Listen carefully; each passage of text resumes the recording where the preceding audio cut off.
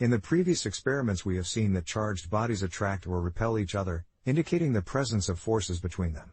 Now we can discuss Coulomb's law, which determines the forces acting between point-like charged bodies. The point-like charged body is an idealized model of an electrically charged body with a size or extension that is negligible with respect to the distances between the body and other charged bodies considered in the problem. A point-like charged body is normally called a point charge or a charged particle.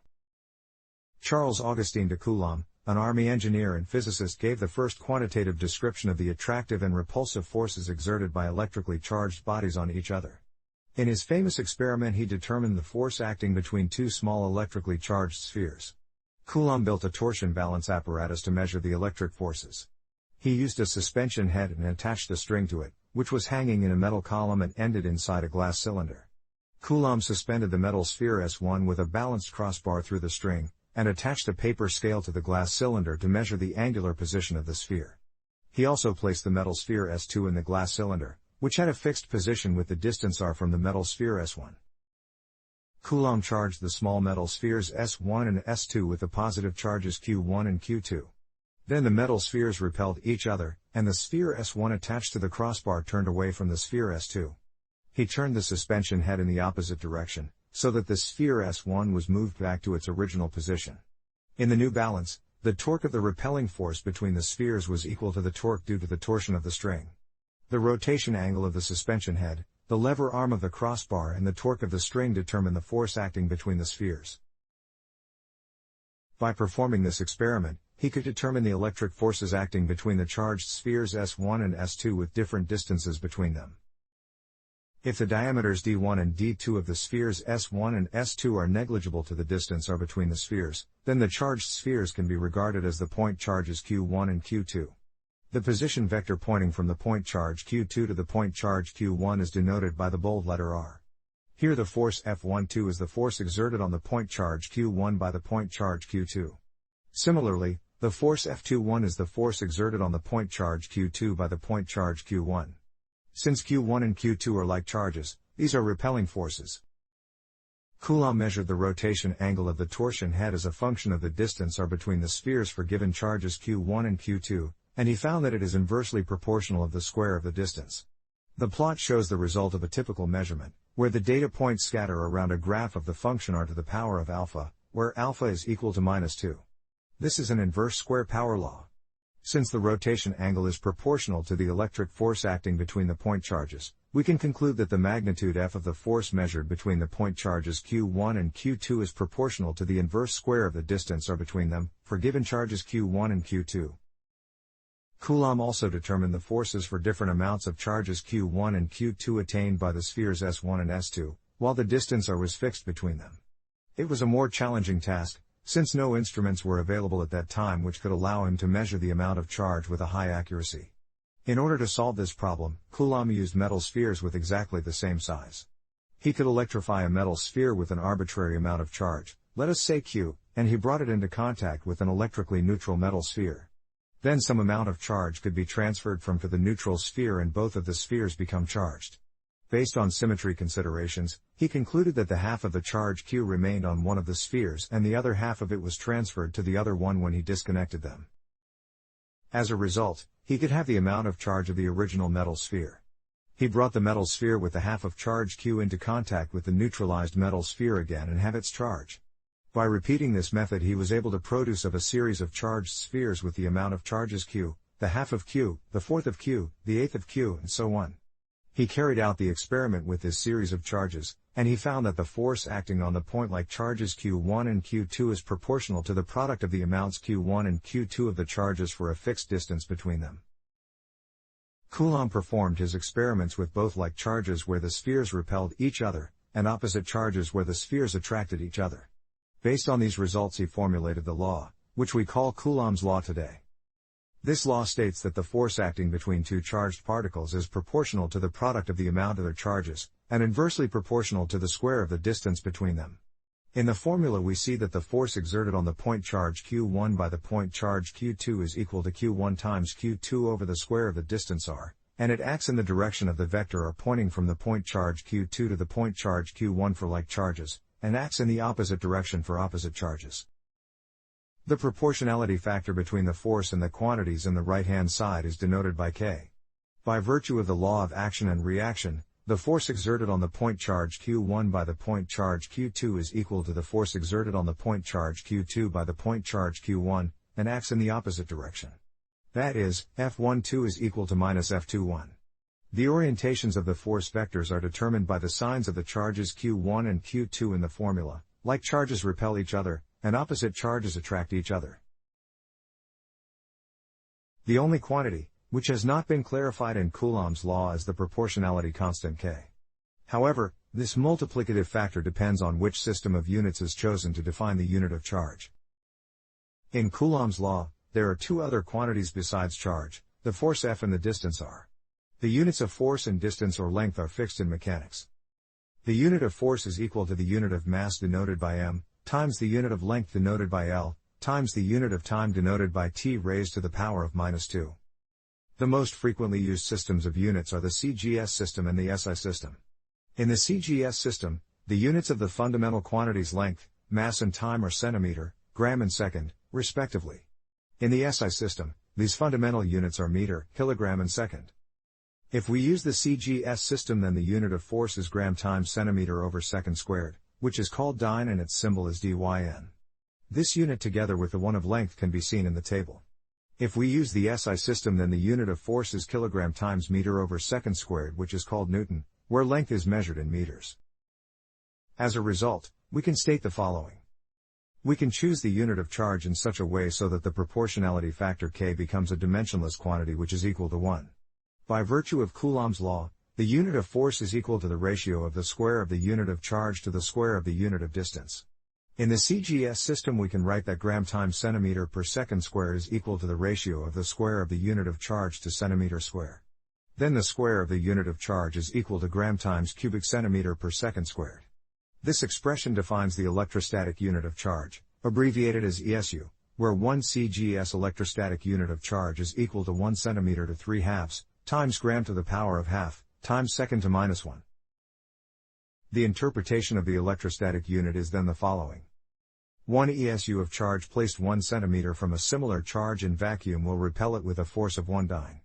The elementary charge measured in Cgs ESU is about 4.8 times 10 to minus 10 ESU. We see from its definition that the Cgs electrostatic unit of charge is based on Coulomb's law and the interaction between static charges.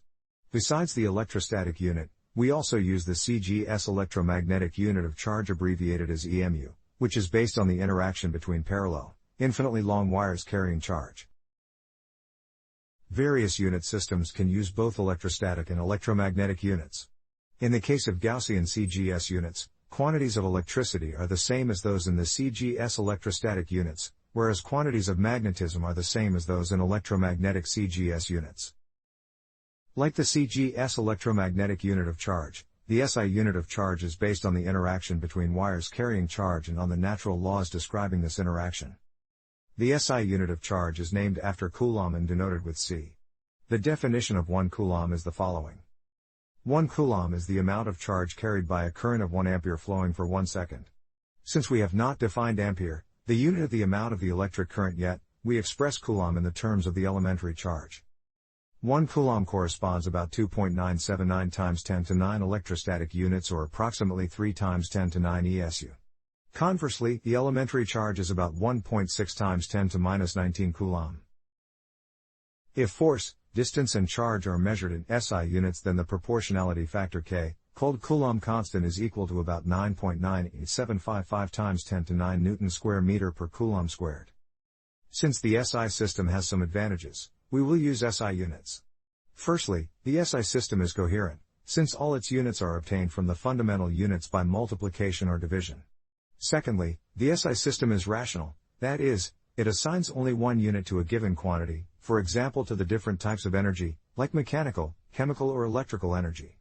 Lastly, the SI system is absolute, which means it does not contain gravitational units, that is, the gravitational acceleration g is eliminated from the formulae. Many formulae in electrodynamics contain the multiplicative factors 4 pi and c, that is the speed of light in vacuum. The SI system being rational, assumes that we can define the Coulomb constant K in the terms of the dielectric constant of vacuum or vacuum permittivity. That is, K can be given by 1 over 4 pi epsilon naught, where epsilon naught denotes the dielectric constant in vacuum. Then the rationalized form of Coulomb's law contains the multiplicative factor 1 over 4 pi epsilon naught. The value of vacuum permittivity can be determined by the expression of the Coulomb constant, which is approximately 9 times 10 to 9 Newton square meter per Coulomb squared. If we substitute this value into the expression of the equation for the Coulomb constant, we can express epsilon naught from the result. Then we obtain about 8.85 times 10 to minus 12 Coulomb squared per Newton square meter for the dielectric constant in vacuum. There is also a relationship between vacuum permittivity and the speed of light c in vacuum, namely, epsilon naught is equal to 1 over 4 pi times 10 to minus 7 times c squared. In fact, this relation indicates that the effects measured in the experiments determining the value of the Coulomb constant are related to the propagation of light, that is the electromagnetic radiation. We have seen that Coulomb's law determines the force exerted on a point charge by another one. The principle of superposition of forces is related to a more general situation, where more than one point charges exert forces on a point charge. This principle was introduced in mechanics for forces of any kind, and we can also apply it to electric forces. Then it claims that the effect on a point charge produced by a system of point charges is equal to the net effect on the given charge produced by all the other individual charges in the system. In other words, the principle of superposition of forces tells us that the force between any pair of point charges is given by Coulomb's law, regardless of the presence of the other point charges in the system. We can illustrate this principle with the following example. Let us consider the system of charges Q1, Q2, Q3, ellipsis, Qi, ellipsis Qn. For the sake of simplicity, we also assume that the system of n-point charges consists of like charges, that is, all the forces are repulsive in the system. This restriction just determines the direction of the forces acting between the charges, which makes easier to depict them in the figure. In the general case, the calculation of forces is the same, but the figure becomes more complicated. Now we calculate the forces acting on each point charge step by step. First, we calculate the force F1 acting on the point charge Q1. This is the net force of the forces exerted by the point charges from Q2 to Qn. We start to sum up these forces with the force F12 which is exerted by the charge Q2. Its direction is determined by the direction vector R12 pointing from the charge Q2 to the charge Q1. Its magnitude depends on the charges Q1 and Q2 and the length of the vector R12. Similarly, the force F13 is exerted by the charge Q3 with the direction determined by the vector R13, and the magnitude depending on the charges Q1 and Q2 and the length of the vector R13.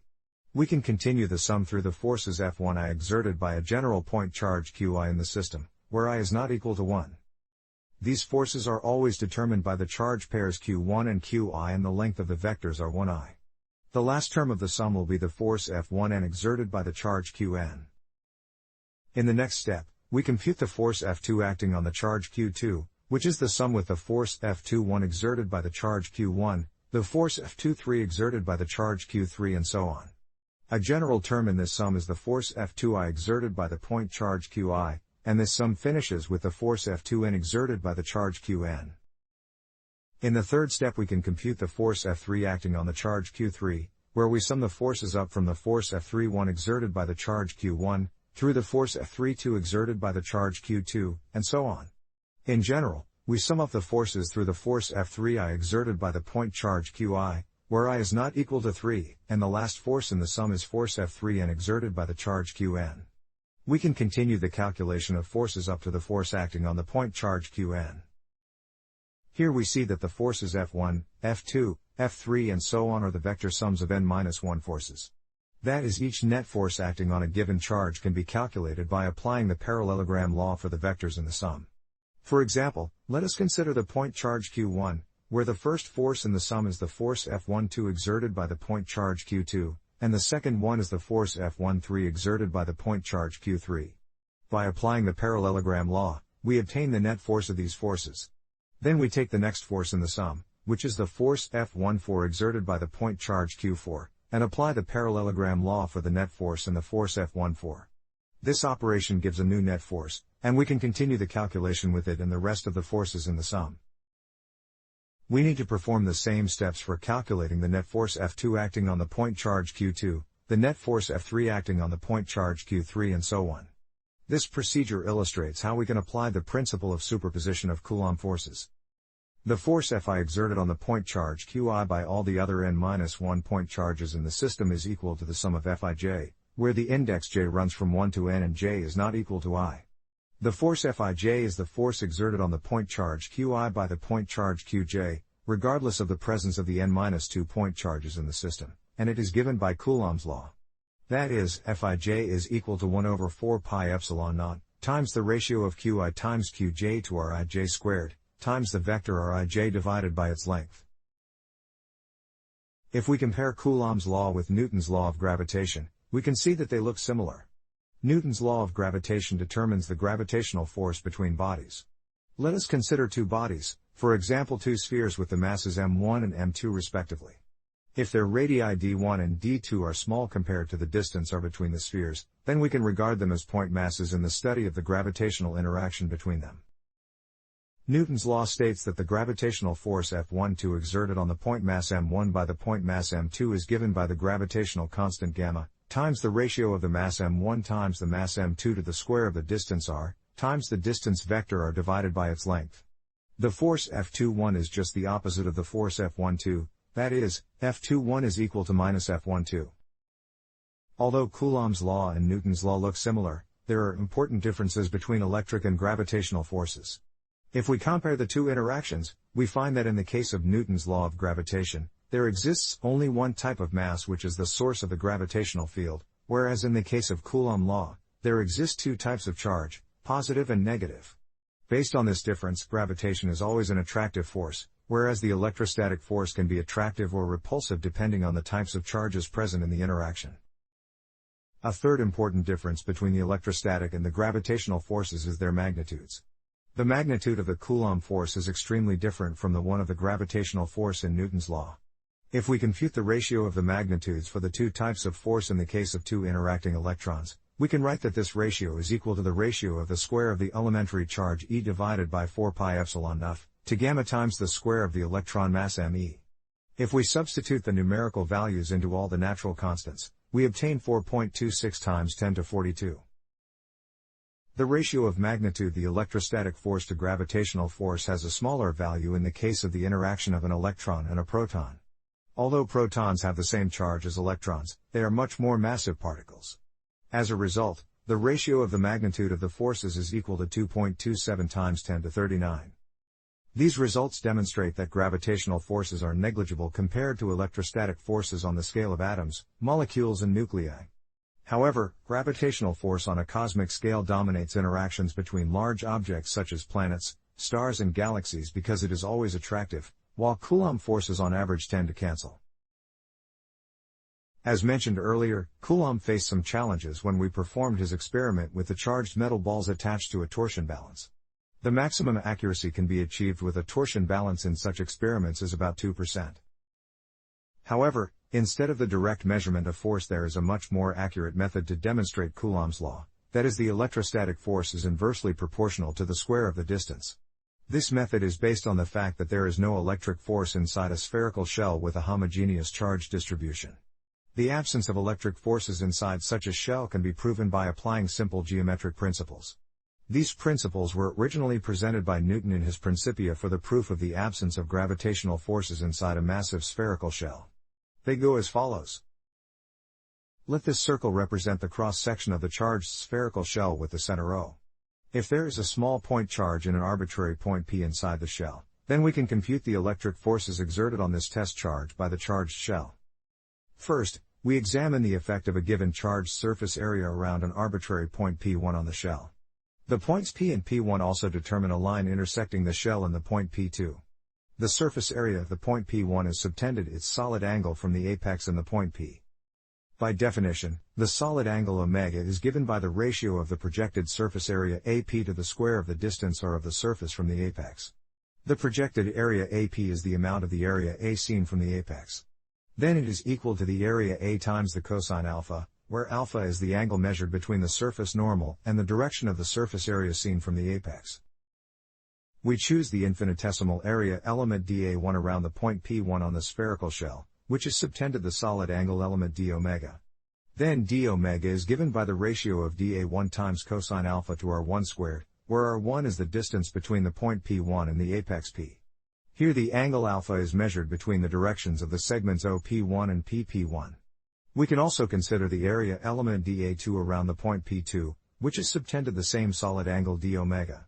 Therefore, d omega is equal to dA2 times cosine alpha divided by r2 squared, where r2 is the distance between the apex P and the point P2. The angle alpha is measured between the directions of the segments OP2 and PP2, which is the same angle as the one measuring the inclination of the surface area in the point P1. Then we can write that the ratio of dA1 to r1 squared is equal to the ratio of dA2 to r2 squared. Now we can examine the electric forces F1 and F2 exerted on the small point charge in the point P by the charge distributed over the area elements dA1 and dA2. Here we assume that the charges on the shell and in the point P are like charges and the forces are repulsive between them. Since the spherical shell is homogeneously charged, the amount of charge over a given surface area on the shell is proportional to the surface area itself. If Coulomb's law or the inverse square law is valid, then the force F1 is proportional to the amount of charge distributed over the area element dA1 divided by the square of the distance r1. That is, the force F1 is proportional to the area element dA1 divided by r1 squared. Similarly, the force F2 is proportional to the ratio of dA2 to r2 squared. But we have already seen that the ratios in the right-hand side of these expressions are equal due to symmetry of the setup. Therefore, the forces F1 and F2 have the same magnitude but the opposite direction. As a result, the net electric force exerted on any charge in the point P by the charge distributed over the area elements dA1 and dA2 vanishes. Since the point P1 was arbitrary, we can choose any other point on the spherical shell and we obtain the same result. Each charged area element on the shell has its own contribution to the forces acting on any charge in the point P. But at the same time, each area element has its corresponding charged area element on the other side of the point P, which produces an electric force with the same amplitude in the opposite direction. Therefore these forces cancel out.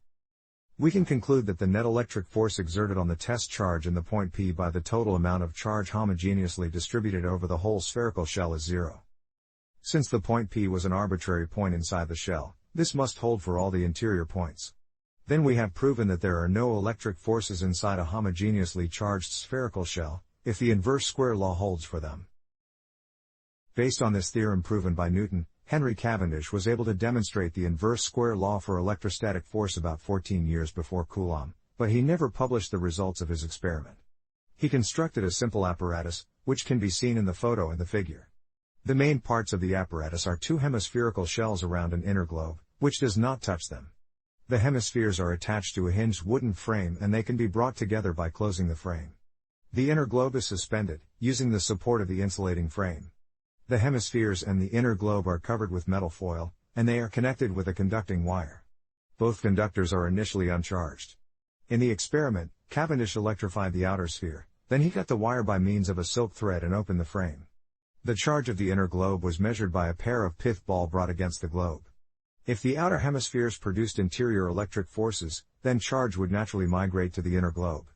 However, Cavendish found that the pith balls he used for the measurement did not separate, showing that the inner globe did not attain any charge. That is, no electric force could be detected inside the charged hemispheres, and Cavendish concluded that the electric force obeys the inverse square law of distance. We can specify the accuracy of the measurement by determining the maximal possible deviation of the measured data from the inverse square law. The magnitude of the electric force between point charges must be proportional to 1 over the distance r raised to the power of 2 plus delta, where r is the distance between the point charges and the deviation delta gives the limit of the accuracy of the measurement. By performing his experiment in 1773, Cavendish concluded that the negative exponent in the force law could not differ from 2 by more than about 1/50th, as shown in this table. In fact, this result was reported by Maxwell, who discovered Cavendish unpublished results 100 years after he recorded them. Maxwell and his student performed their own version of Cavendish's experiment in 1873, and they could reduce the uncertainty of the measurement to 1/21,600th. In the last century, several tests had been carried out confirming the validity of the inverse square law for electric forces with higher and higher accuracy. In 1938, Plimpton and Lawton repeated the test by placing a very sensitive measuring equipment in the concentric metal globes, and they were able to reduce the value of delta to 2 times 10 to -9. A relatively new experimental test was performed by Williams, Fowler and Hill in 1971. They used an apparatus with 5 concentric conductors, which allowed them to have precise corrections in the measurement. As a result, they were able to increase the sensitivity of the measurement by several order of magnitudes. In their experiment, the value of delta representing the uncertainty of the measurement was reduced to 2.7 times 10 to minus 16. Besides the accuracy of the measurement in tests, another important issue is the validity of Coulomb's law in different circumstances, for example for different ranges of the distance. Various tests were able to demonstrate the validity of Coulomb's law with the accuracy of 10 to minus 9 in the range between a few millimeters up to a few centimeters. In general, experiments can confirm that Coulomb's law is valid in the range between 10 to minus 15 meters up to a few kilometers, and we do not need to rely on theory for the proof. Although the sensitivity of the measurements highly depends on the distance, and only a lower accuracy can be achieved for longer distances. For distances less than 10 to minus 15 meters, the electromagnetic theory cannot be applied due to the vacuum polarization. Therefore we do not expect that Coulomb's law is valid for lengths shorter than 10 to minus 15 meters. In the case of geographic distances or larger length scales, laboratory testing is not available for the validity of Coulomb's law.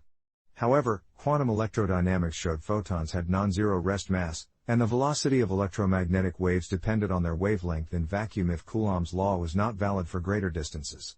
Since there is no experimental evidence that the photon has non-zero rest mass, and we could not detect any wavelength dependence of the speed of photons propagating in vacuum, we can conclude that Coulomb's law holds at least with the accuracy of 10 to minus 6 for distances up to few kilometers. We note that Coulomb's law provides the following interpretation of the unit of charge.